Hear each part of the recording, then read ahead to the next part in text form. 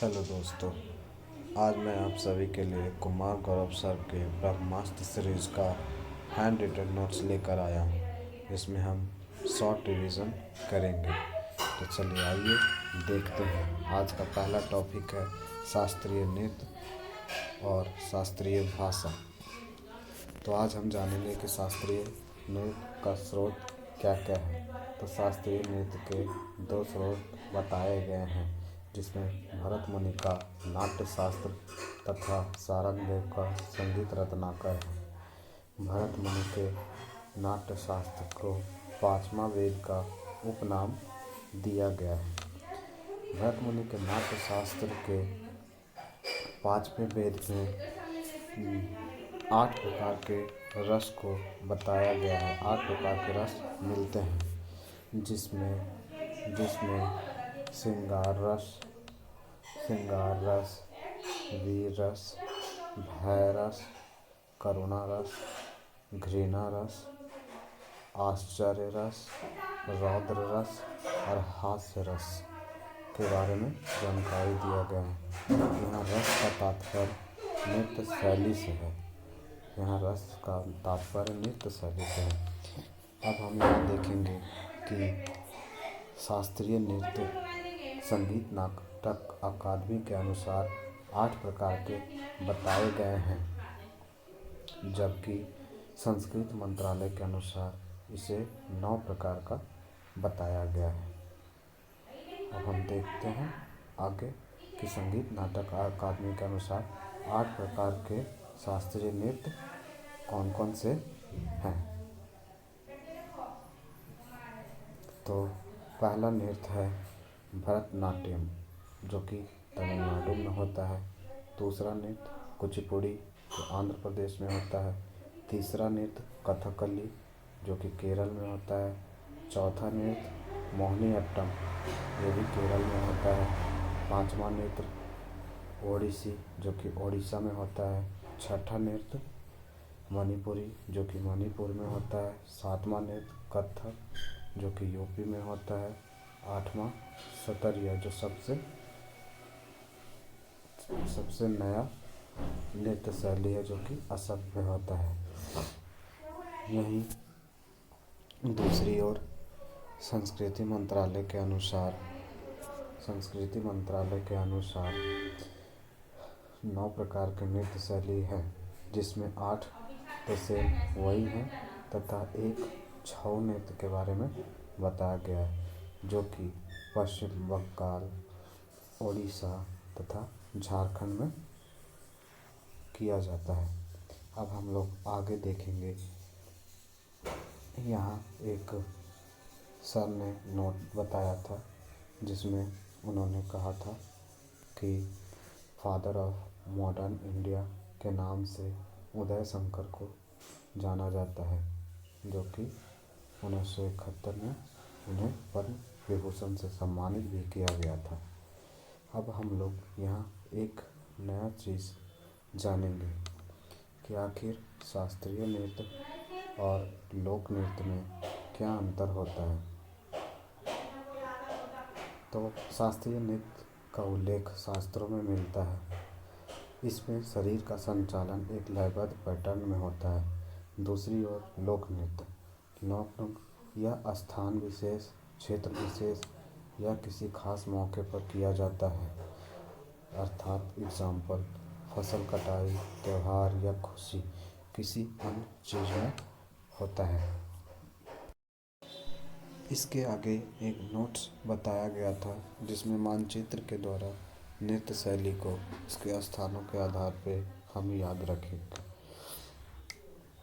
जैसे मणिपुर यहाँ पे है, असम यहाँ पे है, उड़ीसा यहाँ पे है, आंध्र प्रदेश जहाँ कुचिपुड़ी होता है वो यहाँ पे है, भरतनाट्यम तमिलनाडु का स्थान यहाँ पे है, कथकली और मोहिनीअट्टम अर्थात केरल का स्थान यहाँ पे बताया गया, तथा कथक जो कि खास यूपी में होता है, उसे मैप के द्वारा हम याद रखेंगे। अब आगे हम लोग प्रत्येक नृत्य शैली के बारे में जानेंगे, इसमें पहला नृत्य शैली आता है भरतनाट्यम। भरतनाट्यम दो शब्दों से मिलकर बना हुआ है, वो है भरत और नाट्यम। भरत तीन अक्षरों से मिलकर बना हुआ है, जिसका अर्थ भाव, राग, ताल होता है, तथा नाट्यम या अट्टम का अर्थ नृत्य होता है। भारत का सबसे पुराना शास्त्रीय नृत्य भरतनाट्यम ही है। इसका अन्य नाम दासी अट्टम, अग्नि अट्टम तथा सादिर अट्टम है। इस नृत्य के शुरुआत में अलारिप्पू होता है, जो कि देवताओं की प्रार्थना के लिए किया जाता है, तथा इस नृत्य का समाप्ति तिल्लाना से किया जाता है, जो कि झुक कर किया जाता है, तथा नट्टू बनाम भरतनाट्यम के डांस गुरु को कहा जाता है। अब हम लोग आगे इसी क्रम में देखते हैं कि यहाँ एक नोट्स बताया गया था कुमार गौरव सर के द्वारा, जिसमें प्रमुख विशेषता बताया गया था भरतनाट्यम का। जिसकी पहली प्रमुख विशेषता ये है कि इस नृत्य शैली में 3 उंगलियों से ओम बनाना तथा दूसरा घुटने मोड़कर पैरों पर भार डालते हैं। इनके प्रमुख कलाकार निम्न हैं। सबसे पहला इम्पोर्टेंट कलाकार इनमें रुक्मणी देवी अरुंडेल हैं। रुक्मणी देवी अरुंडेल पहली शास्त्रीय नर्तकी जिन्हें राज्यसभा में सांसद MP के रूप में नामित किया गया है। इन्होंने कला फाउंडेशन की स्थापना 1936 में की तथा पद्म विभूषण 1956 में प्राप्त किए हैं। अब इसके दूसरे प्रमुख कलाकार E. कृष्णा अय्यर हैं तथा तीसरे यामिनी कृष्णमूर्ति भरतनाट्यम और कुचिपुड़ी दोनों नृत्य करते हैं, जिन्हें पद्म विभूषण 2016 में प्राप्त हुआ है। इनका चौथा लीला सेनसन, पांचवा T. बाला सरस्वती, जो क्वीन ऑफ भरतनाट्यम भी कहलाते हैं। इन्हें भी पद्म विभूषण 1971 में मिला है। मृणालिनी साराभाई, बैजंती माला, सोनल मानसिंह भरतनाट्यम और ओडिसी यह दोनों करते हैं। इन्हें भी जुलाई 2018 में राज्यसभा में नामित किया गया था तथा पद्म विभूषण 2003 में प्राप्त हुआ है। अब इनका 9वां प्रमुख कलाकार मालविका सरुगई तथा 10वां पद्मा सुब्रमण्यम है। अब हम लोग नृत्य शैली के दूसरे रूप को जानेंगे, जिसमें कुचिपुड़ी आता है। कुचिपुड़ी इसमें श्रृंगार रस की प्रधानता होती है। कुचिपुड़ी में श्रृंगार रस की प्रधानता होती है। कुचिपुड़ी इसका नाम, नृत्य शैली का नाम कुचेलापुरम गांव से शुरुआत हुआ था, इसीलिए इसे कुचिपुड़ी का नाम दिया गया है। इसके आराध्य देव महादेव भगवान शिव होते हैं तथा आधार इसका भागवत पुराण महाकाव्य है। इसका अन्य नाम नृत्य, थाल नृत्य तथा मटका नृत्य। यहाँ पे ध्यान देंगे कि कुचिपुड़ी का अन्य नाम थाल नृत्य तथा मटका नृत्य है। यहाँ जलचित्र नृत्य भी किया जाता है। पैर के अंगूठे से थाल या जमीन पर चित्र उकेरा जाता है, इसलिए इसे जलचित्र नृत्य भी कहते हैं। इसके कुछ प्रमुख कलाकार इस प्रकार हैं। यामिनी कृष्णमूर्ति, इनकी ऑटोबायोग्राफी है a passion of dance. Yamini Krishnamurthy autobiography है a passion of dance. Radha Reddy, Padmana Reddy, ये सब कुचिपुड़ी के डांस नृत्य शैली करते हैं। रागिनी देवी, माधवी मुग्धर, शोभा नायडू, वेदांत सत्यनारायण शर्मा। अब हम लोग नृत्य शैली के तीसरे रूप को जानेंगे, जिसमें बताया गया है कि यह रौद्र रूप की प्रधानता को लिए हुए है। कथकली केरल में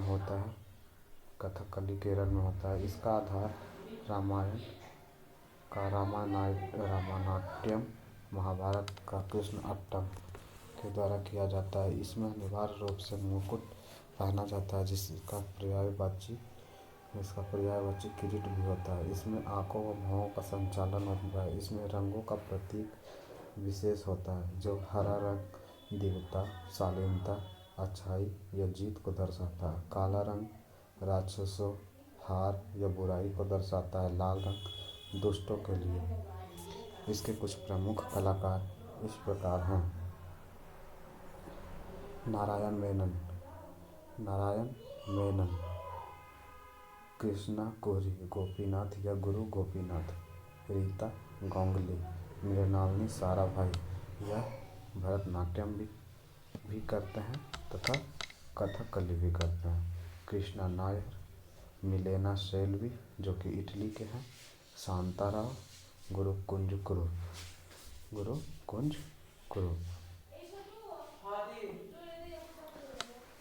अब हम लोग चौथे नृत्य शैली को देखेंगे, जिसमें मोहिनी अट्टम आता है, जो कि केरल में किया जाता है। यह केवल महिलाओं द्वारा किया जाता है। इसका महत्व श्वेत साड़ी या वस्त्र पहना जाता है, पंजों पर नृत्य किया जाता है। इसका संरक्षण त्रावणकोर केरल के राजाओं के द्वारा इसका संरक्षण प्रदान था मोहिनी अट्टम को। इसके कुछ प्रमुख कलाकार इस प्रकार हैं। कल्याणी कुट्टी अम्मा, मदर ऑफ मोहिनी अट्टम के नाम से जानी जाती है। कल्याणी कुट्टी अम्मा। श्रीदेवी, हेमा मालिनी, जया प्रभा, कलामंडम चेम्बती, भारती शिवाजी, सुनंदा नायर, कनक रेले, जिनका भी हाल ही में निधन हो गया है, वो सभी मोहिनी अट्टम के प्रमुख कलाकार हैं। अब नृत्य शैली के पांचवें रूप को देखेंगे, जिसमें ओडिसी है। ओडिसी उड़ीसा में किया जाता है। यह मंदिरों में होने वाला नृत्य है, देवदासियों के द्वारा किया जाता है। इसका पहला साक्ष्य उदयगिरी गुफा से मिलता है, जो कि उड़ीसा में स्थित है। इसका त्रिभंग मुद्रा खास होता है, जो कि शरीर को 3 जगहों से वक्र करके किया जाता है। इसके कुछ प्रमुख कलाकार इस प्रकार हैं। केलू चरण महापात्रा जी, पद्म विभूषण प्राप्त करने वाले उड़ीसा के पहले व्यक्ति हैं। सोनल मानसिंह, इन्हें भी पद्म विभूषण 2003 में मिला है। संयुक्ता पाणिग्राही, गुरु पंकज चरण दास, इंद्रानी, चार्ल्स फ्रेवी, माधवी मुग्दल। अब हम नृत्य शैली के छठे रूप को देखेंगे, जिसमें मणिपुरी आता है, और यह मणिपुर में किया जाता है। यह पूर्णतः भक्ति में लीन नृत्य है। इसके प्रमुख किरदार राधा कृष्ण हैं, जो कि मिलकर रास लीला करते हैं। इनका वेशभूषा कठोर घाघरा और घूंघट होता है तथा पुरुषों के लिए धोती और मोरपंख होते हैं। इनके सामूहिक नृत्य को संकीर्तन कहा जाता है। यह एग्जाम में कई बार आ चुका है।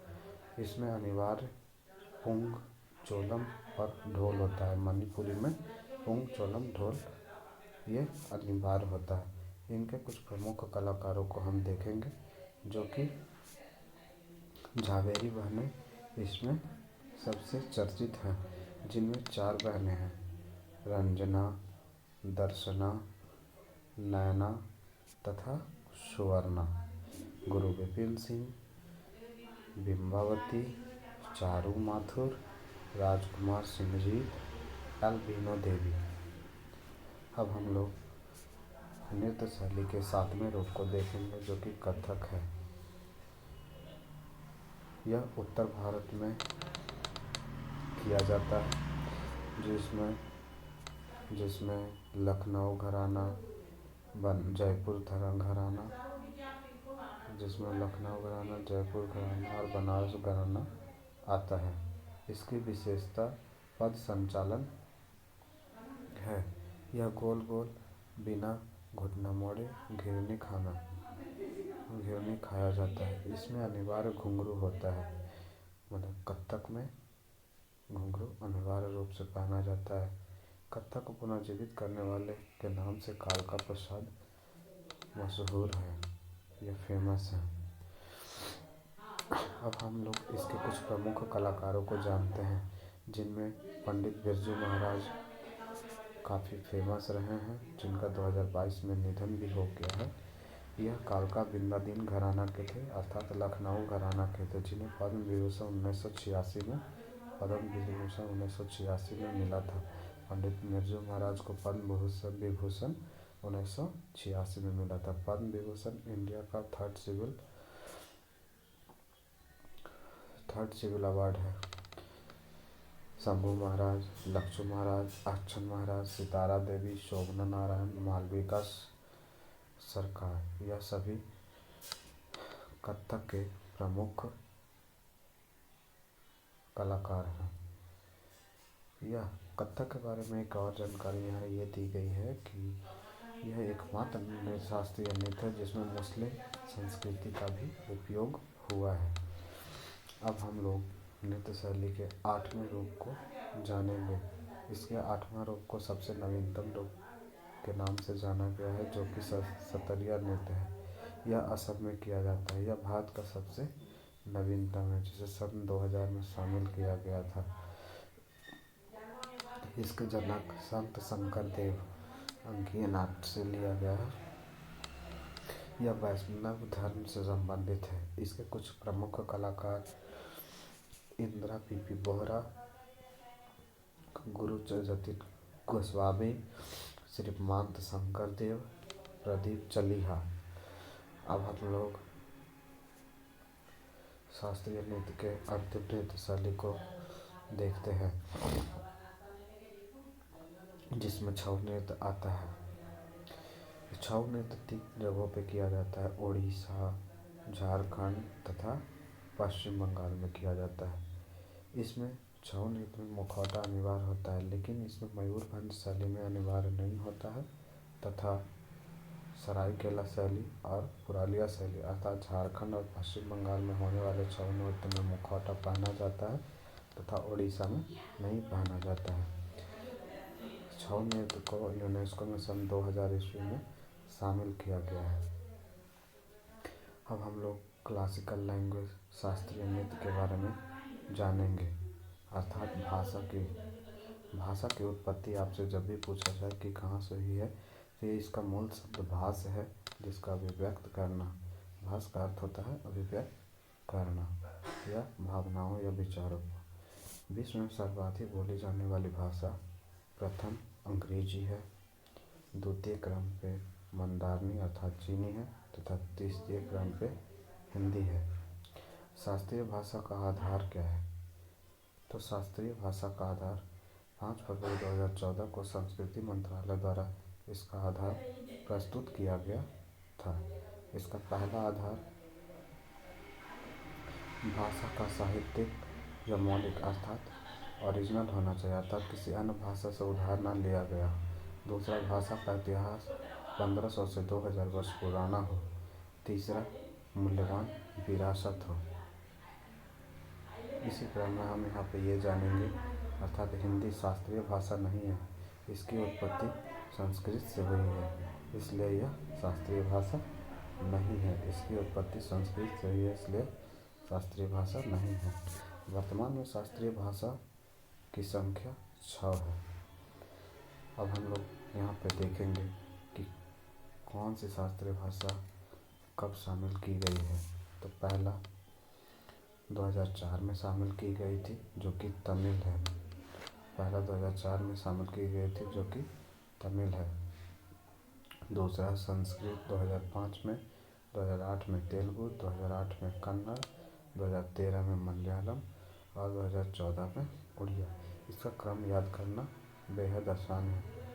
4, 5 तमिल, संस्कृत, 8 में एक जगह याद हम लोग रखेंगे, तमिल, संस्कृत, तेलुगु, कन्नड़, और लास्ट में 13, 14 1 साल का गैपिंग।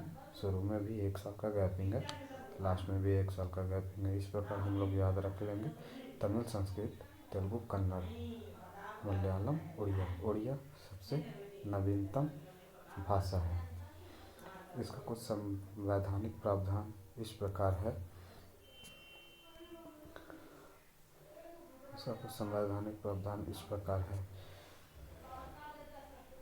भाग 17, संविधान के भाग 17 में अनुच्छेद 343 से 351 तक तथा अनुसूची 8 में